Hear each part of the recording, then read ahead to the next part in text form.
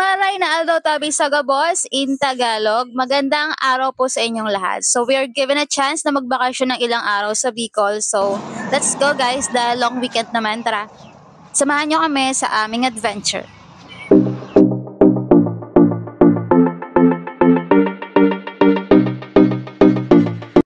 Yung unang araw nga namin ay pumunta kami ng bundok, pero dinaanan muna namin yung lola ko. Tapos diretso na kami sa bukid para manguha kami ng mga bukot kung ano-ano pa. So kasama ko parents ko dyan, then yung batang malikot. So si Papa yung driver namin dyan. Saktong-sakto lang guys yung araw dyan kasi hindi siya mainit, hindi rin siya tag-ulan. So yan, pupunta kami. Hi Barangay Esmeralda. Huy, Esmeralda. Yan, so pupunta na kami sa Kabukiran. Buko tayo buko pa? Buko.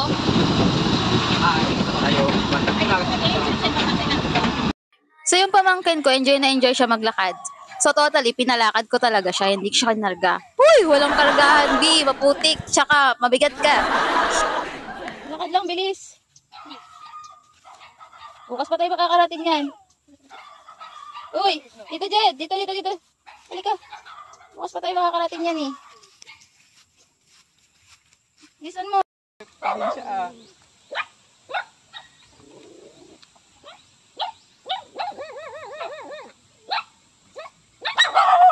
Huwag ka dyan sa tubig. Huwag ka dyan, pagkainan na yun ng manok. Binisita ko rin ang madalas kong puntahan pag umuwi talaga ako dito, yung Bayabas na yan. Kasi yung Bayabas na yan, guys, dahil nababakura naman yung bukid na yan, yung property na yan. So yung Bayabas na yan, wala talagang kumukuha. So, ako na lang aakyat. As you can see, bigat na bigat akong umakyat dyan kasi yung bigat ng katawan ko, di ko alam kung bakit. Then, ang dami-dami pang liga dyan na tinatawag. Yung malalaking langgam na kulay pula. So, talagang tiniis ko siya para lang sa Bayabas.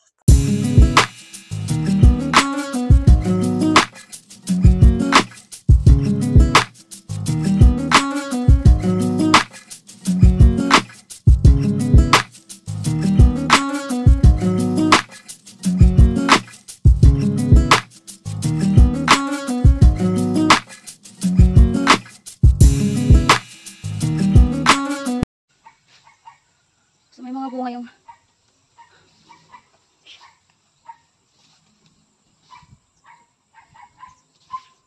And then, part dito mga kalamansi.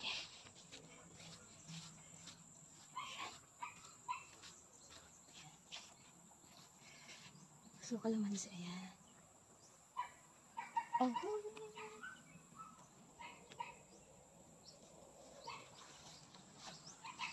So, mag-harvest kami ng kalamansi. Bukas.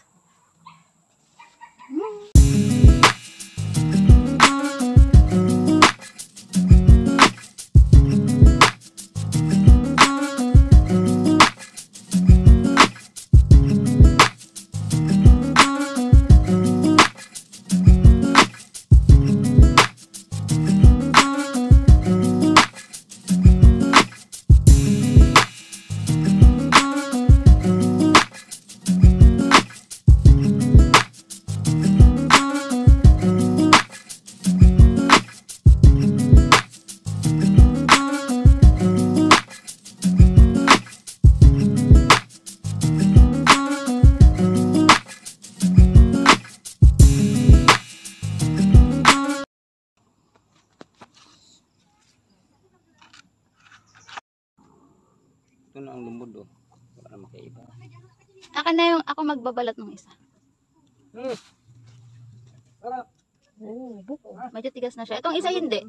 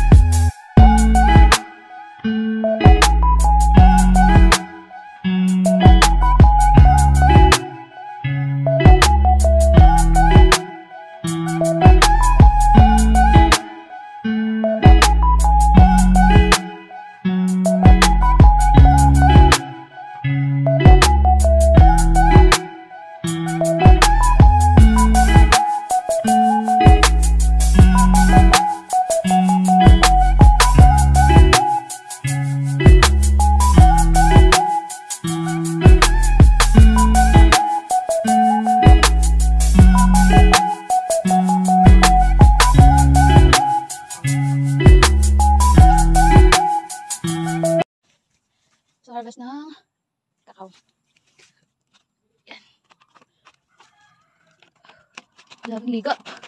Uy!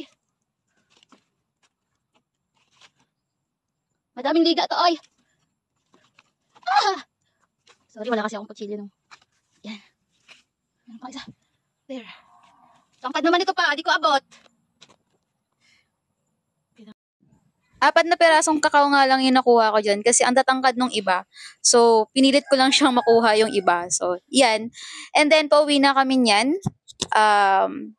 Yan yung lugar, yung barangay nga pala namin kung saan kami lumaki. Ay, di pala ako lumaki. So, yan na nga. Diyan kami madalas dati naglalakad nung nag-aaral pa kami ng elementary. So, medyo malayo siya. Pero ang ganda ng lugar namin, promise. Kasi ang ganda ko ba? Huy! So, ayan na nga. Thank you for watching, guys. Bye!